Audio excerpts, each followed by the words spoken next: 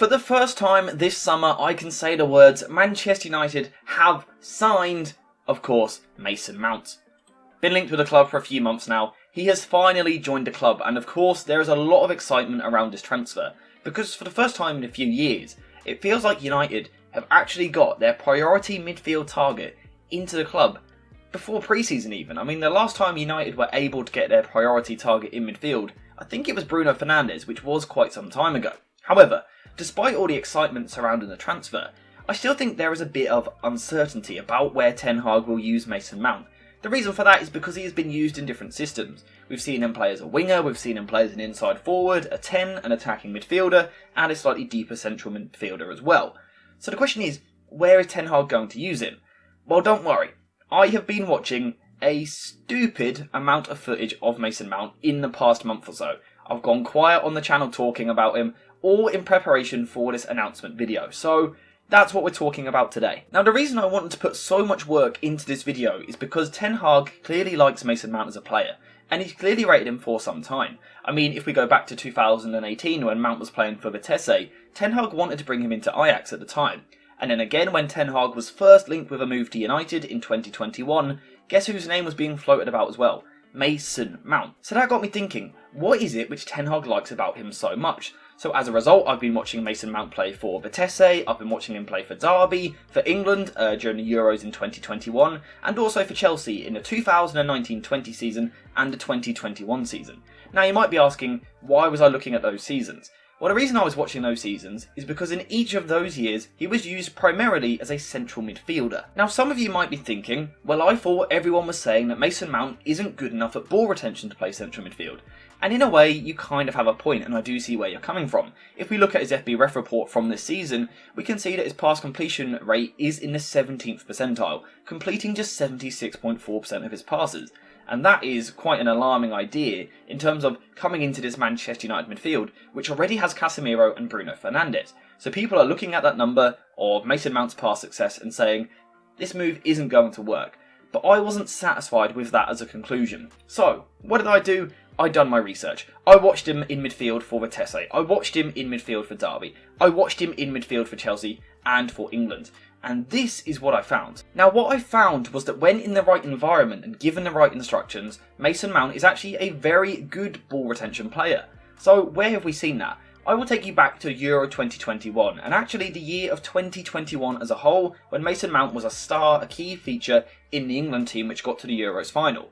Now, Mason Mount in that team was often used as a midfielder in a 3, or as the top of a midfielder in a sort of 4-2-3-1 shape, kind of as an attacking midfielder. That was the role which he played. Southgate, of course, is a slightly more cautious manager, so the instructions for Mason Mount were slightly different, and that really had a big effect on the way that he played. During that year, his pass percentages for England were actually very, very good, and in terms of playing 10 games for England that year, his pass completion rate was 90.5%. So granted, it's a small sample size, but it shows that in the right environment, given a different instruction, Mason Mount can be a midfielder which keeps the ball. So the question is, what instructions will Ten Hag give him? If Mason Mount's kind of role and ability as a player is drastically affected by the system he plays and the role he plays, what will Ten Hag ask of him? Mason Mount will without doubt be a central midfielder. That is why Ten Hag has brought him into the club, which leaves us with two options. He can play as the left-sided central midfielder, replacing Christian Eriksen in this position, or he can be the right-sided central midfielder with Bruno Fernandes moving across.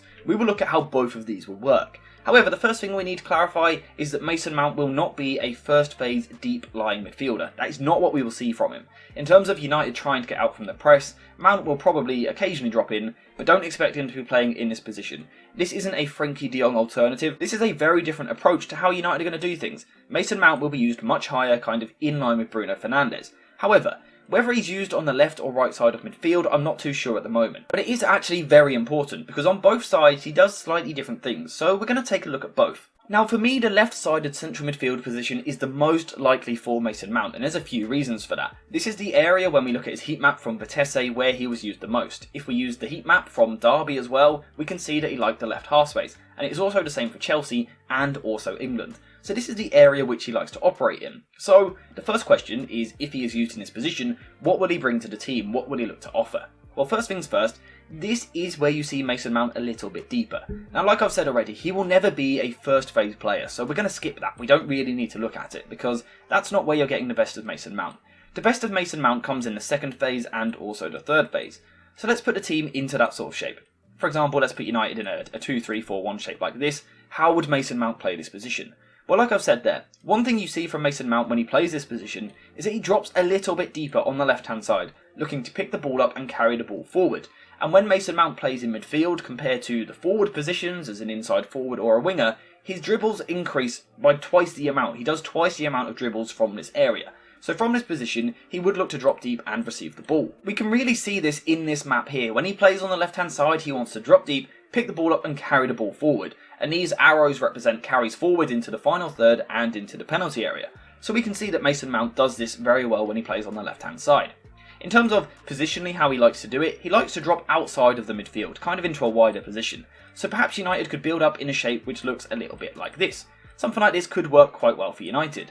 Now, having carried the ball forward, Mason Mount is very good at linking the play, and that is another way in which he will look to progress the ball for this side. So he will look to carry the ball forward, and he does it very well in these positions. And, just to kind of finish off on the carries, I was a bit harsh on him in my last video. I think he is a much better ball carrier than what I thought, and what I gave him credit for. Mason Mount, in these areas of the pitch, is a good ball carrier, so United will use that quite well.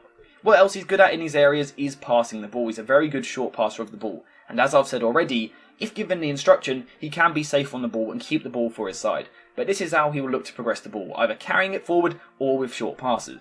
He will also look to rotate on this side of the pitch as well. Say if Marcus Rashford was to want to come inside, Mason Mount is more than happy to move into this wider position.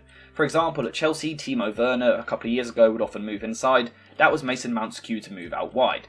Now, from this position, we're not exactly going to see left-footed crosses into the box because it's not really Mason Mount's game. Instead, he will look to make room for others, but also occasionally cut inside back onto his right foot before swinging crosses towards the back post. So perhaps runs from Bruno Fernandes could be quite useful. We could certainly see that in the team. Something else which Mount will look to do is move inside with the ball. So he'll kind of move wide to make this room for Marcus Rashford to run into. He'll receive the pass up the line, and then he'll look to come inside.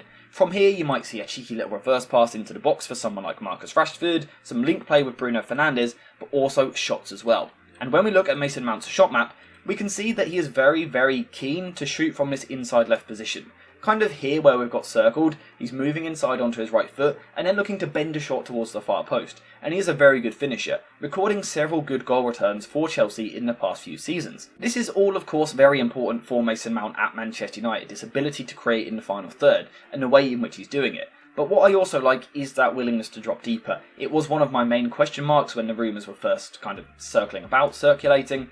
I'm much happier having watched him more kind of earlier in his career. When he plays as a left central midfielder, he is happy to drop deeper, and United will need that, because rotations will be important for this Manchester United team. For example, Luke Shaw on the left-hand side wants to get forward.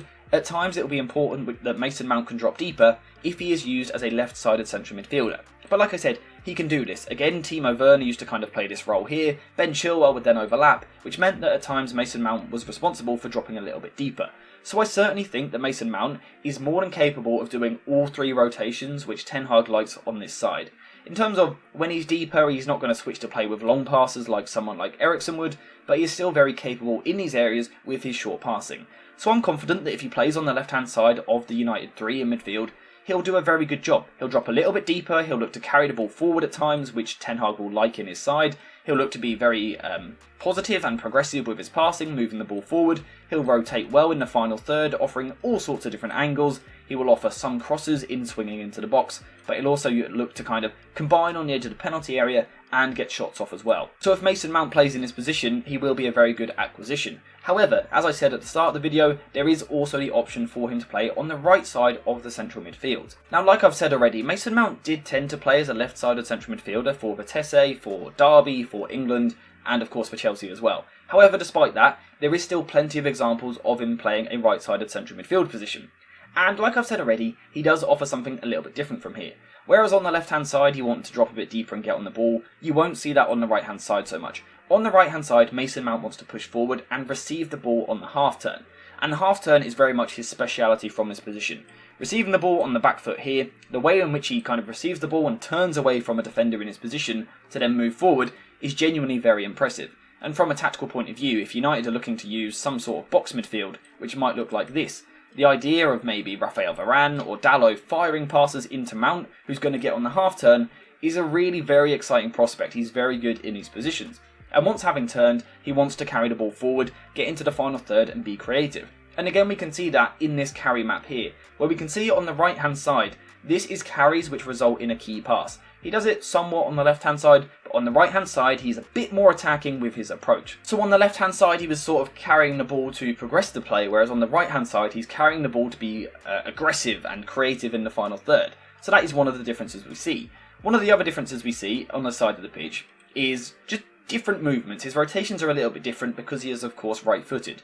What we'll see often on this side is underlapping runs. For example, if United were building the ball down the right hand side, the ball was to go to Antony, cutting in on his left foot, expect this run from Mason Mount, kind of in behind the opposition fullback, from where Mason Mount can get the ball and cut the ball across the box for a striker. We know that Erik ten Hag loves these underlapping runs from his players, whether it's his fullbacks, his midfielders, his forwards. Erik ten Hag loves this sort of pattern of movement. Mason Mount would tick that box if he plays on the right side of the midfield. The other option he offers though is also the overlap. We know that Antony loves to come inside onto his left foot to shoot. Mason Mount can make the overlapping run, from where he might just be a decoy to drag a defender out of the way, or he is more than capable of getting the ball in this area and crossing into the box. As I've said already, he also has his cross from the half space, which he's very, very good at. Mason Mount, again, from this side, he brings something a little bit different, but importantly, once again, he's good with all of the rotations. His link up with Antony could be very effective, and it could turn Antony into a player which goes to the next level, simply because of Mount's movement and support play with him. Now, like I've said a few times already, I'm not a mind reader. I don't know which side of the midfield Mason Mount will play. What we can see though is that when you play him on either side, you get something slightly a little bit different. The left side is a bit more about ball progression, whereas the right hand side is a bit more about creativity. However, from either side, Mason Mount is going to offer you a lot of work rate, good passing, he can be a retention midfielder if you ask it of him, he will be creative in the final third, and also he will bring a good goal output. He'll also bring a lot of creativity from set pieces, which Manchester United need, and that will be of huge value to this team. And something I haven't even spoken about yet is the defensive side of the game. Mason Mount is an absolutely massive upgrade from a defensive point of view. He covers so much more ground defending than Eriksen does, as we can see in these FBref reports here. In terms of the ground he covers, the way he presses high up the pitch, but also recovers the ball, puts tackles in and wins his duels, Mason Mount is clearly just a lot better at it than what Eriksen is. So that will be an upgrade from a defensive point of view as well. We'll discuss that in a bit more detail another day. If you guys want that, let me know in the comments down below. But like I've said, we can see why Ten Hag wants Mason Mount. He isn't going to be that first phase midfielder which drops deep and helps United out of the press. It's not his game. But whether it's the left midfield position or the right-sided central midfielder, Mason Mount has a lot to offer to this team, and I completely get what Erik ten Hag is trying to do. Don't worry too much about the fact that he doesn't seem like a player which can retain the ball. If Ten Hag wants him to do it, he can do it. Now we just wait and see what Erik ten Hag's plan is. But in my opinion, these are the two best options. Let me know what you think in the comments down below. If you could also subscribe to the channel while you're here, it would be greatly, greatly appreciated. But apart from that, thank you guys for watching. Enjoy the fact that Manchester United have got a priority signing done nice and quick in the window. Enjoy your summer. Thank you guys for watching, and as always, I'll see you in the next one.